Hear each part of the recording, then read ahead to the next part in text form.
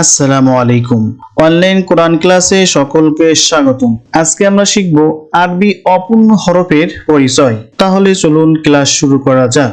বা, এই বাটা আমরা খুব সহজে চিনতে পারি, কারণ এটা আমরা প্রথমেই শিখেছি। বা, এটাও কিন্তু বা। এই বাটা থাকে শব্দের শুরুতে। বা, এটাও বা।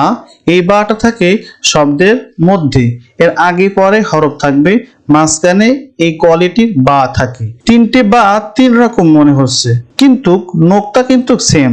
এর নিচেও এক নোক্তা, এখানেও এক নোক্তা, এখানেও এক নোক্তা। পূর্বে আমি ক্লাসে বলেছিলাম নোক্তাগুলো ভেরি ভেরি ইম্পর্টেন্ট। আলিফ থেকে ইয়া পর্যন্ত কোন হরফে কোথায় কয়টা নোক্তা আছে, এগুলো যদি ভালো করে কেউ মুখস্থ করে তাহলে যে কোনো হরফ সে খুব সহজে চিনতে পারবে।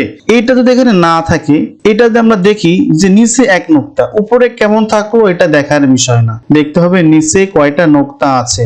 যদি এক নোক্তা থাকে সেটা হবে বা।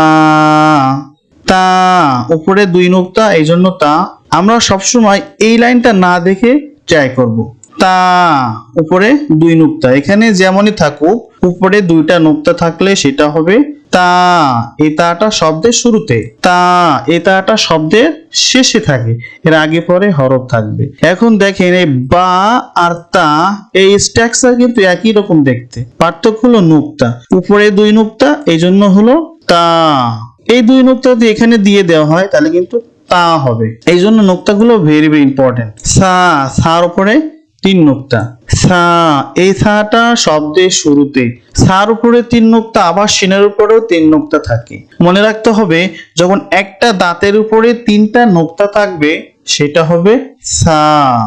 এই সাটা শব্দের মিডিলে, আগে পরে হরফ থাকবে, মাঝখানে এরকম সা থাকবে। নুন, এই নুনটা আমরা সহজে চিনতে পারবো। আমাদের ফোকাস করতে হবে এই দুটো নুন। নুন, প্রথম নুনটা শব্দের শুরুতে থাকবে, পরেরটা শব্দের মিডিলে। যদি এখান থেকে এই নোক্তাটা নিচে নামানো হয় তাহলে কিন্তু বা হয়ে যাবে, উপরে যা শিখলাম সেম ভাবে এখান থেকে নিয়ে যদি নিচে দেওয়া হয় তাহলে হয়ে যাবে বা।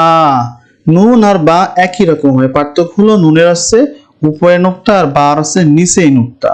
ইয়া, ইয়া নিচে দুই নোক্তা, ইয়াটা শব্দের শুরুতে। ইয়া, এই ইয়াটা শব্দের মিডিলে ব্যবহার হয়।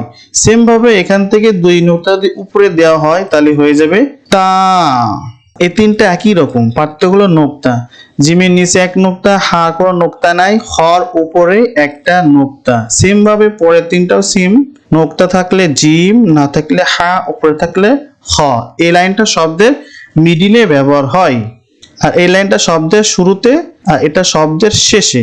আমরা এইগুলো দেখলেই কিন্তু চিনতে পারবো। আমাদের ফোকাস করতে হবে পরের দুই লাইনে। সিন, এটা শব্দের শুরুতে, সিন, এই সিনটা শব্দের মিডিলে। সিনের মতন দেখতে, উপরে তিনটা নোক্তা থাকলে হয়ে যাবে শিন। আগেই বলেছি এক দাঁতের উপরে তিন নোক্তা সা হয়, আর যখন দেখবেন তিনটা দাঁতের উপরে তিনটা নোক্তা সেটা হবে শিন। এবার আমরা এই পাশের গুলো শিখি। সদ, এই সদটা শব্দের শুরুতে, পরেরটা শব্দের মিডিলে, আর এটা শব্দের শেষে।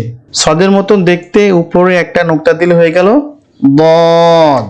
এটা হবে আইন, শব্দের শুরুতে, কিছুটা হামজার মতন দেখতে, বাট এটা একটু বড়। হামজা অনেক ছোট হয়, যদি আকার একটু বড় হয় সেটা হবে আইন। পরেরটাও আইন, এটা শব্দের মিডিলে ব্যবহার হয়। আইনের মতন দেখতে, উপরে একটা নোক্তা দিলে হয়ে যাবে গাইন। পরেরটাও গাইন, শব্দের মিডিলে ব্যবহার হবে।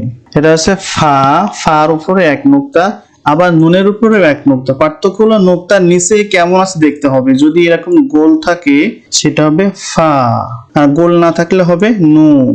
এই ফাটা শব্দের মিডিলে ব্যবহার হয়। কফ, ফার মতন দেখতে, উপরে দুইটা নোক্তা থাকলে সেটা হবে কফ, আবার তার উপরেও দুই নোক্তা।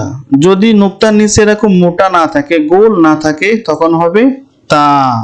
যদি দেখেন নোক্তার নিচে এরকম গোল আছে, মোটা আছে মাথা, তাহলে হবে কফ। কাপ, কাপ, কাপ, এই কাপটা শব্দের মিডিলে। কাপ সবসময় বাঁকা হয়, দেখেন বাঁকা। এই একটা কাপ সোজা আছে, বাট দেখুন মধ্যখানে যে পেঁচানো আছে এটা কিন্তু বাঁকা। আমরা মনে রাখবো কাপ সবসময় বাঁকা হয়, আর লাম সবসময় সোজা হয়। এটা দেখতে কিছুটা আলিফের মতো।